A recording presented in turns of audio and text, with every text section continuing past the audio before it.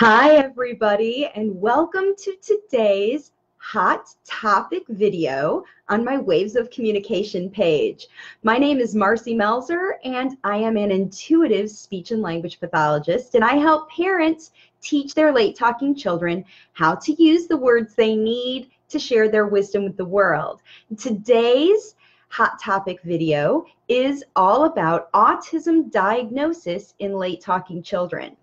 So the reason I decided to do this hot topic is that I talk to parents of late talking children who are 2 years old and all the way up through teenage years. I have people reaching out to me on Facebook to talk about their late talking children, and in I would say all but very few, I probably could count on one hand, talking to hundreds of families, how many have not told me that their child either has an autism diagnosis or they are considering diagnosis of autism on the autism spectrum, or maybe they have been told by friends, by doctors, by other people that they should consider an autism diagnosis.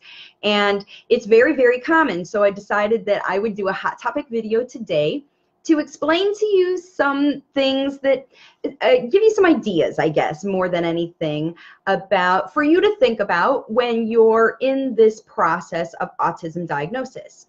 So the first thing, and I kind of go back to some of the other coaches that I see online and people who are helping folks make decisions about things. And this is a big decision. I mean, we're talking about a label that can carry some pretty significant connotations and issues and ideas about, what happens. You look at autism, you think about lifetime involvement, or, all different sorts of things. Because autism is a spectrum disorder, there could be one of any million different things going on with your family. And the thing is that there are actually, when we look at the statistics about the whole circumstance, the whole situation, you can know that nearly 20% of all children, so if you looked at kids in a park or a classroom or any group of kids that you would see at Disney World, 20% of the children that you see are late talking. 20%. So that's a huge percentage of children who have difficulty with communicating and getting started with communicating.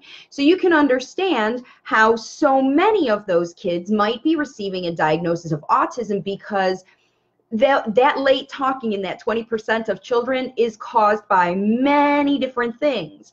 But so many of those things look like something you might identify on the entire spectrum of autism. Some kids are late talking because of ear infections, some kids physiological problems, sometimes emotional things, sometimes environmental things. There are a plethora of different things that can cause late talking. But it seems that now, here in the United States anyway, 1 in 40 children is receiving an autism diagnosis. And I've done other videos about why that happens, and obviously the main reason is because so many of these late talking children, there are so many of them, and so many of them show signs as a result of their late talking that look very much like the red flag symptoms that happen in an autism evaluation, or in an autism screening, in autism checklists, and all of that stuff. And late talking is the #1. So if you're considering ASD diagnosis and you're going through the checklist of red flags or things that might be going on, late talking is always at the #1 of the list, and always the biggest, one of the biggest things. So it makes sense that a lot of kids who are late talking are being considered to have autism diagnosis. And what I'm going to tell you today is that as a parent, many of the parents who talk to me are convinced that their kids, they understand the process. It makes sense to them. Whoever they receive their evaluation from, they understand about their child's autism diagnosis. But there also is a big population of parents out there who talk to me online who don't understand what this whole process means, and why or why not they should even get involved in it or not.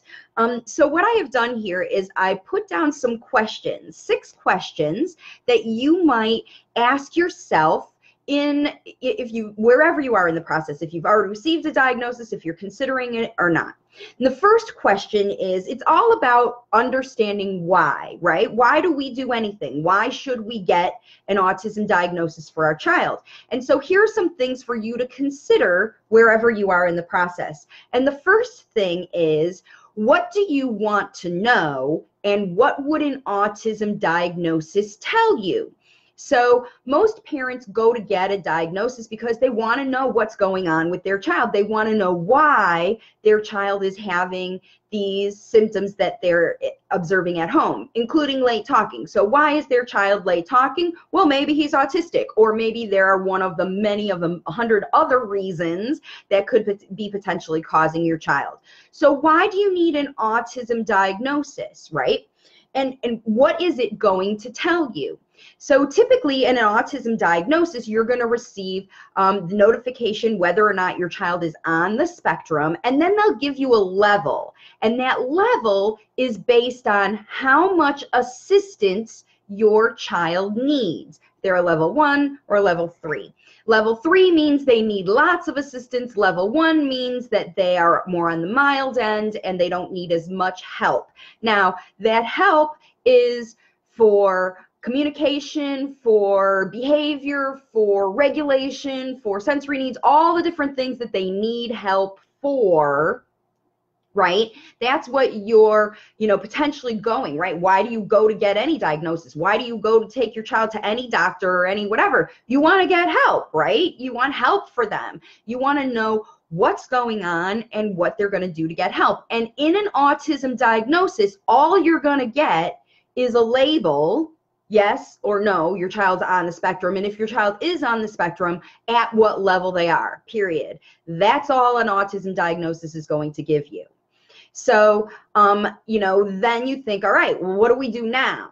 If we have this autism diagnosis, it doesn't really tell us much. That's why, like I said, I've had hundreds of families, the first thing they tell me when they send me a message or call me on the phone or get on a strategy session is, my child's on the autism spectrum. And that tells me nothing. Zero, nada. I don't understand at all because, again, it's a spectrum disorder and kids could be anywhere from, even if you tell me your child's a level 1 or a level 3, all I know is that right now they need a lot of help or a little help. But you wouldn't be reaching out to me, and all the moms who reached out to me hadn't been reaching out to me if there wasn't some real issue, some real problem you want to solve. So the thing that you need to be thinking about is, what is it specifically about your child or children, if you have more than one late talker? What are your concerns? So is it just the late talking that is your concern and your child doesn't have any other behavior issues? Or does your child have additional things? Maybe they're a picky eater. Maybe they mouth objects. Maybe they run a lot and they can't pay attention. Maybe you're having difficulty getting them to focus. Maybe they aren't learning from you, or they are learning from you, or maybe they're too independent and they're doing all of those things. You have to think in your head about your family. Why are you concerned? Like, what is it about your situation that is causing you to seek help from a professional? So that's what you need to know, is sort of your specific concerns, all those things that you have. I'm sure you know what they are. And then when you go to the doctor and you're going to try to get some kind of diagnosis or answers, right? You're going to the doctor to get answers. You have some real concerns that you have put out. The question you want to ask the doctor is, how can this diagnosis help me help my child with these concerns that I have, this late talking, these behaviors, these mouthing objects, whatever. That's what you need to know when you go to see your professional for your evaluation, not whether your child has autism or not, because I'll tell you what, if you suspect your child has autism, you can get a diagnosis, because all they have to do is look at a checklist, and most of the time they're going to ask you about what you think about your child first before they do, especially if your child isn't going to participate with them. If your child's very shy and doesn't communicate with anybody outside of your family, certainly in a brand new place, at a new office with new people and new toys, they're going to have different experiences, and they may or may not even want to participate. So the evaluator is going to talk to you. They're going to want to know from you what your main concerns are about your child, and then they're going to try to do things with your child to get your child to demonstrate those things. And they may or may not, your child may or may not, in the evaluation session, demonstrate for them. Sometimes those evaluation sessions are done over a few different sessions, over a few different weeks, or in different places, or with different people, and they may have to move from person to person to do different kinds of evaluation. Again, you're going to have to really consider, how is your child going to be in that evaluation environment for the first time, whatever. And while it may not seem like a big deal, getting an autism diagnosis is a big deal. And you want to make sure that it's super accurate if you do get one, right? So what you need to know is, what skills does your child need to learn to help them to solve these problems? What skills, what hurdles, because you have these concerns, right? Late talking. What skills does your child need to learn? Well, they need to learn to talk, right? If your child has behavior issues, you want to look at intervention that's going to help you solve these behavior issues, because again, just knowing that it's autism or not isn't going to help you solve the problem. You went to the doctor in the first place to get help to solve your problem. And what you need to do is understand your problem exactly, so that you can incorporate the right kind of intervention to help your child with this problem. So the thing that you need to do is also understand, so you're going to understand, here's your 6 questions that I've got through. I've kind of poured through these. Number 1, what is this autism diagnosis going to tell you that you need to know? Number 2, what specifics are you concerned about? And is this doctor or evaluator going to be able to answer your questions about, like, what's going on? Why is my child having these specific issues? Can this doctor tell you? Can this autism diagnosis tell you? Why is my child? Because just having autism isn't a why. Just having autism is a label. Autism doesn't cause anything unless it's in its purest form, and then your child would be completely nonverbal and wouldn't have other things. It wouldn't be a spectrum. It would be classic autism that you would know very early in life. But if your child is 2 or 3 or 4 or older and you're still not sure about autism diagnosis, like I said, you could get one. You could go and sign up and tell them exactly what they want to hear, and they will give you an autism diagnosis. But again, you need to know, what is it that specifically is causing the problems that you are experiencing. So you got to know that. And then the next thing is, what skills does your child have to learn to help them overcome these problems? Is it sensory integration? Is it language facilitation? Is it, all those things, physical therapy, whatever? What skills? Physical therapy isn't a skill. Do they need to be able to move better? Do they need to be able to, whatever, to overcome the problems that you're experiencing? All right. And then what services are going to help your child learn those skills that they need to help them solve that problem? That's number 4. And number 5 is, will the practitioners or this program or whatever it is that you're considering to help your child learn the skills to overcome their problems, is this practitioner going to teach you? That's what you want to know, because if your child is late talking, no matter what their diagnosis is, if it's like I said, it doesn't even matter to me what someone else called them. What we need to know is your child able to learn language, and are you able to teach them? Do you have the strategies, the skills, the intervention that you need as a parent to teach your child language? Because I'm here to tell you, your child's not going to learn language unless you do intervention at home, period, end of.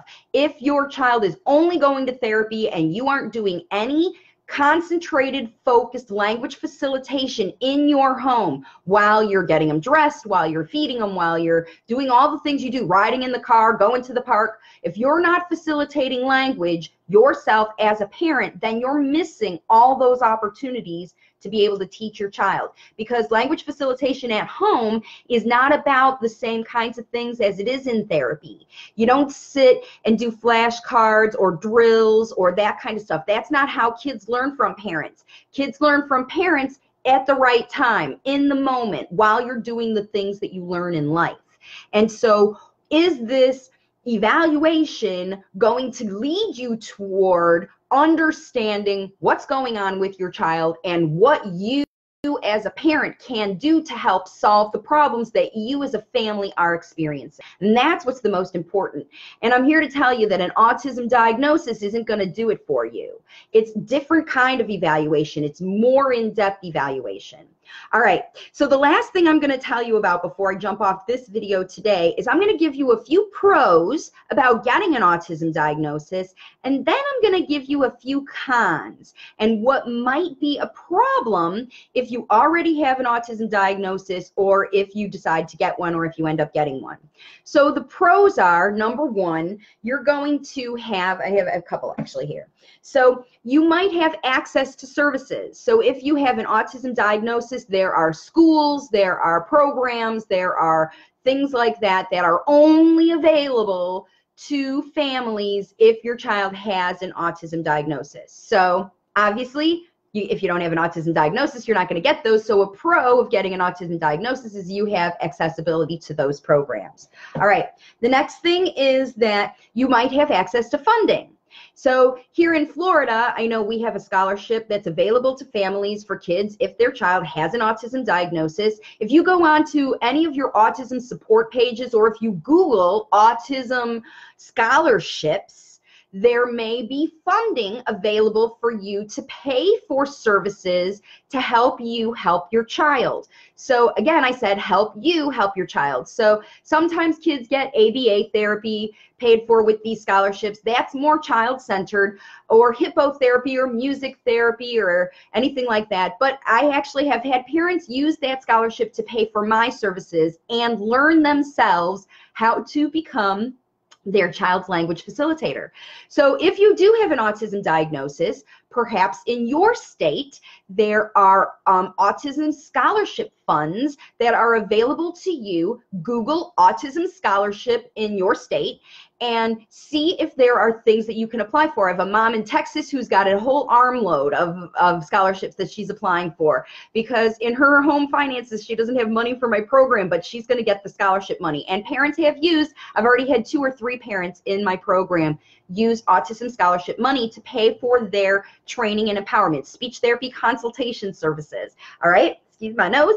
All right, so the other thing that is a pro for autism diagnosis that actually can happen whether you have an autism diagnosis or not is there is a big autism support community. There are support groups, there are online support groups on Facebook, there's local ones, there are mommy groups, there are all different kinds of things. Now, most of the time, you don't have to have an autism diagnosis to take advantage of those support things.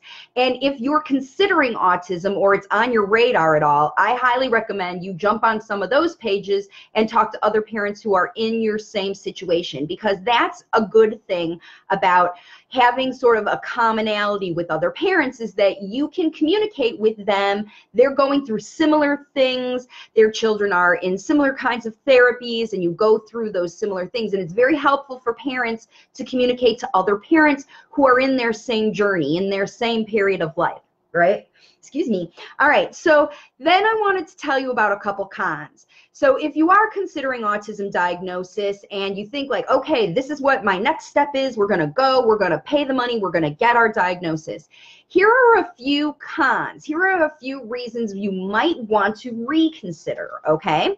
Considering the other pros, here are the cons. The first con, it's the biggest one, is that if you stop at autism diagnosis, even autism diagnosis level X, and you decide, okay, just based on autism diagnosis, we're going to find our intervention, you could be, number one, missing the root cause of your child's late talking.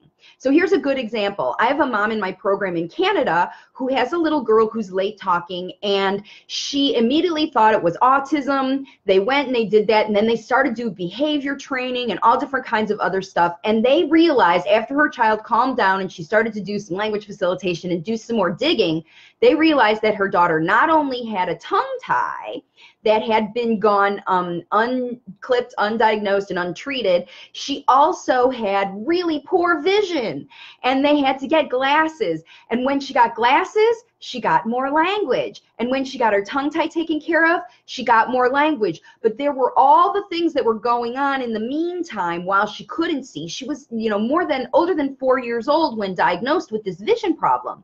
So her daughters had all these problems with behavior and expectations and all kinds of things that there very well could be rooted in the vision problem and the tongue tie.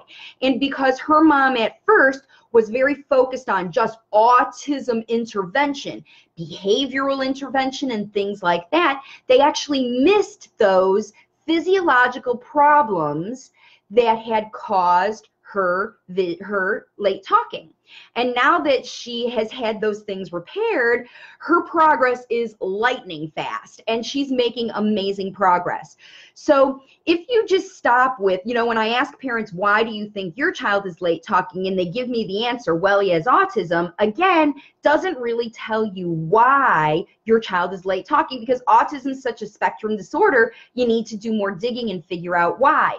So just settling with an autism diagnosis and getting therapy just to treat autism is not going to be effective for your child. And it eventually, and potentially, I guess I should say, this is the con number 2 of getting an autism diagnosis, it can really hold up your progress. And that's what happened with my family. This little girl's more than 6 years old and not able to really do well in school, not really to, they're really kind of starting over with all of their intervention and all of their stuff that's going on now that they know the root cause. And yes, they're seeing progress, and they're going to see progress, great, but it wasn't until they started to solve these other problems and really figure out what was going on until they did see progress. So it was very, very slow progress when they were just riding with autism as a diagnosis.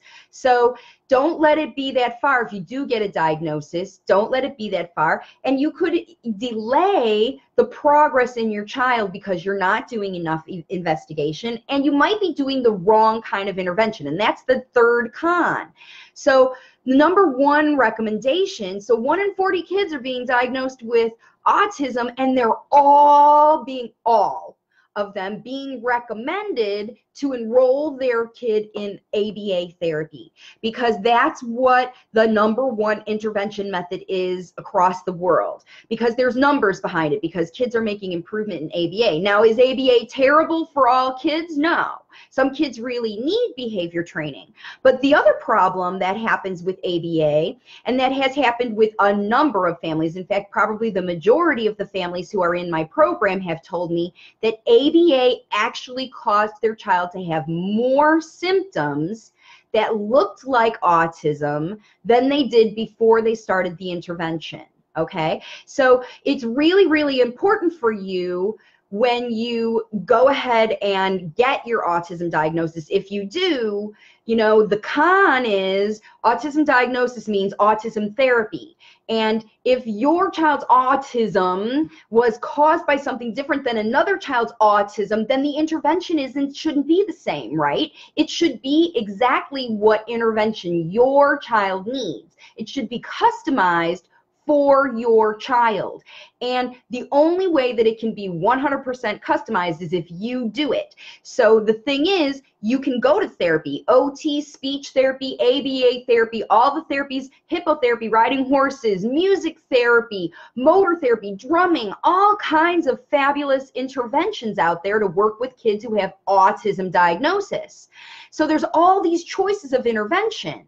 But if you stop with just autism as a reason and you just sort of pick randomly among these things things because maybe it worked well for another family, or you read something about it, or somebody else recommended it to you, doesn't mean that it's going to work in your situation with your family for your child.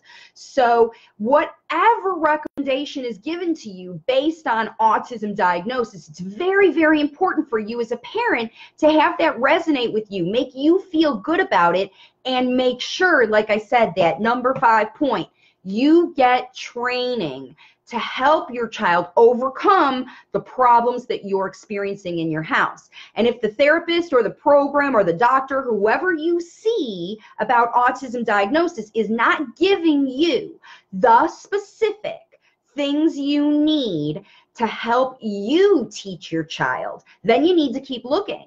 You need to find a program that's going to train you, because you're with your child all the time. Even if your child goes to ABA, preschool, or whatever for 6.5 hours a day, which is really, really common. I mean, 40 hours a week. Many parents think, wow, 40 hours a week, my child must be learning a ton in that period of time. Why should I have to teach them at home? I pay a lot of money for this, or, you know, whatever. These are the things, and that's not the attitude that helps your kids see progress. I've been doing this for 30 years as a speech pathologist, and I have seen parents, two kinds of parents I always talk about. I've got the fix my kid parents who completely relied on me to do the work to help their kids. And yes, their kids made progress because I got them to work with me and did whatever. But the language facilitator parents, the parents who really want to know how to help their kids, the parents who are interested in digging in every day, all day, and learning how to do this in a way that works for you and your family and your child, those are the parents that are all making progress, all of them. In my Waves of Communication program, every single family, 100% of families are seeing improvement in their children when they are doing language facilitation at home, because I am able to give them the exact strategies they need. Now, do all these families use the same strategies? Of course not. Of course not.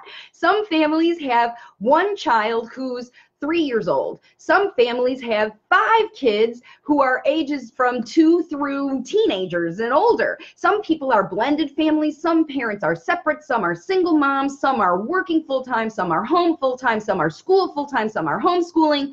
Every family is different. And that's why I put together Waves of Communication to show families what you need. Okay, it doesn't make sense for me to give you what worked for somebody else, because you have to know what works for you.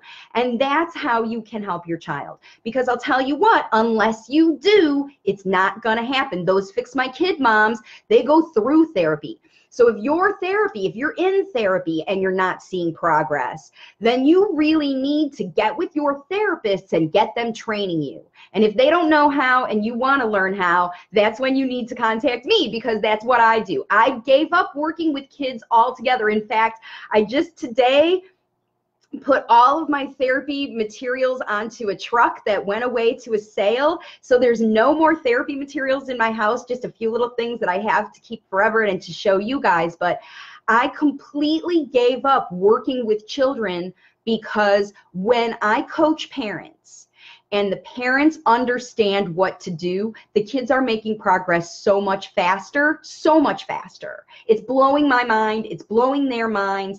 And I mean, within a week, these are kids, especially the older kids. There's kids who are 8, 9, and 10 years old who have been stuck in nonverbal communication patterns for years. And parents just fall into this pattern. I mean, life goes on. We have to go through our day-to-day life. We go to school, we go to work, we do our thing, we do whatever. And all of that hard work maybe you did when your kids were little, you don't know anymore.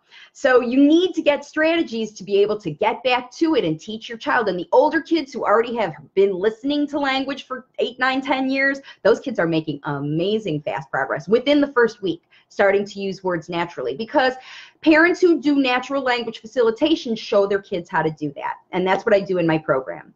All right, everybody, I've been at this for nearly half an hour talking about autism diagnosis. Hopefully this video gave you some ideas. If you're in the process of considering a diagnosis, what questions to ask, and also some pros and cons of getting an autism diagnosis. Every family is different. You have to make this resonate in your heart and feel how you feel about all of those things. Thank you so much for joining me. Sherma says, how much is the monthly cost of my service? Actually, it's not a monthly cost. It's a one-time buy-in for a lifetime program. And you can find out all the details. There's actually different levels of it. There's a starter program and a lifetime program. So if you want to know more, all the details on how to do that, you can find them out on my website, wavesofcommunication.com. I'll put the link in the description if you're watching this on the replay.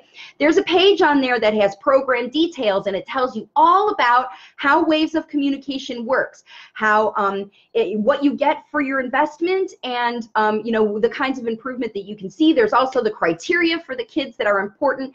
There are reviews from parents also on my website, some articles I've written, and information about me. It's not how typical speech therapy works.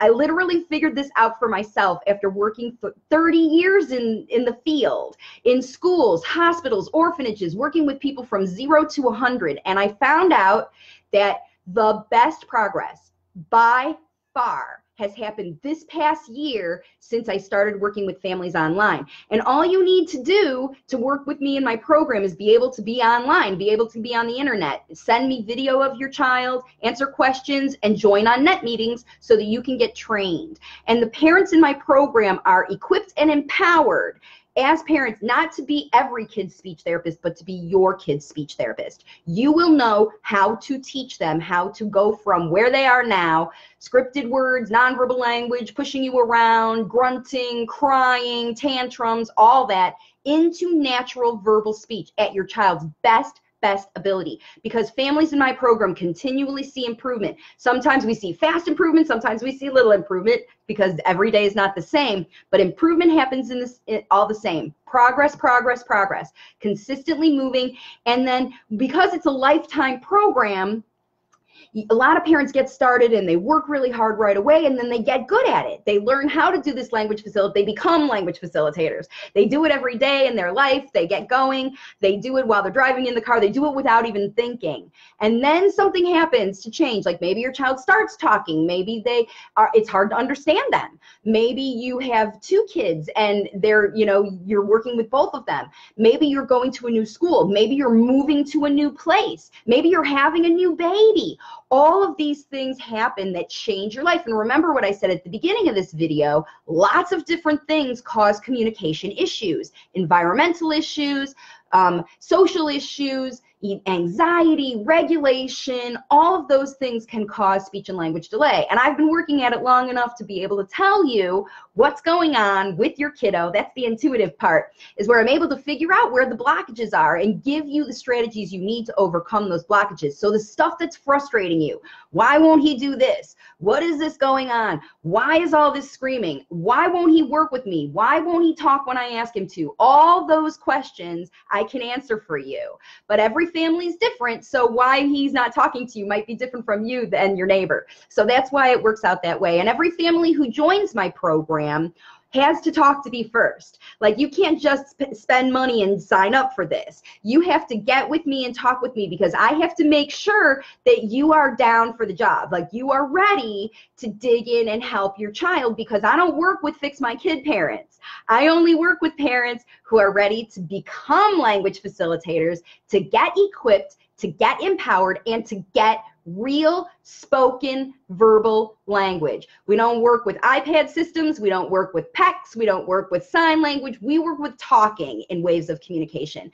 And there are definitely ways that you can teach your child. So Rashida says, this is an awesome session. Thank you so much. Do I help with teens and adolescents, Joyce? Absolutely. I have anybody, any age child. It all depends on what's going on in your home. So whatever's going on.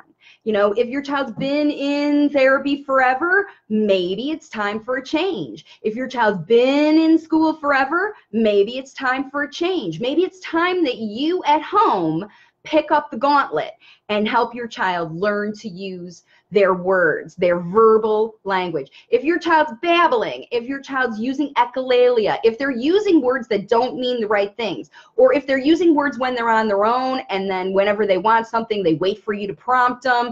All of these things happen over the course of you trying stuff at home and you and your child sort of figuring out what's going on with communication in your life. And that's not autism, that's problem solving. That's super smart problem solving. And that's the thing about these kids. Yeah, kids with autism diagnoses are super smart. Absolutely. 1 in 40 kids is diagnosed with autism. Certainly some of those kids are brilliant. And some of the kids who are nonverbal, because they're brilliant, because they're so used to using their head to communicate, so used to using other things, I can coach you how to bring that communication out of their head into their own, from their own bubble, reach in and get it out and bring it into the world so they can communicate with their friends and their neighbors and the rest of your family. They're not just completely attached to you as their interpreter so that you're telling, you know, everybody, oh yeah, Joey wants this, or he said that, or he wants this. You need to show them how to do it themselves, and you're the only ones that can do it. I'm here to tell you, speech therapy, even 5 days a week, speech therapy isn't going to do it without you.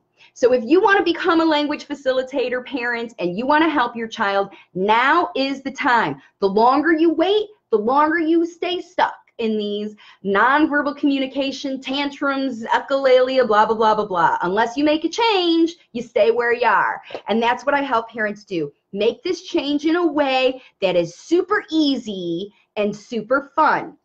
Because that's the thing with kids, no matter what age you are, if you're 0 or if you're 50, like me, or 50 plus, no matter what age you are, you can teach your child to communicate. They can learn as long as they've got these basic criteria. So if you want to know if this can work for you, the best thing for you to do is schedule a strategy session with me.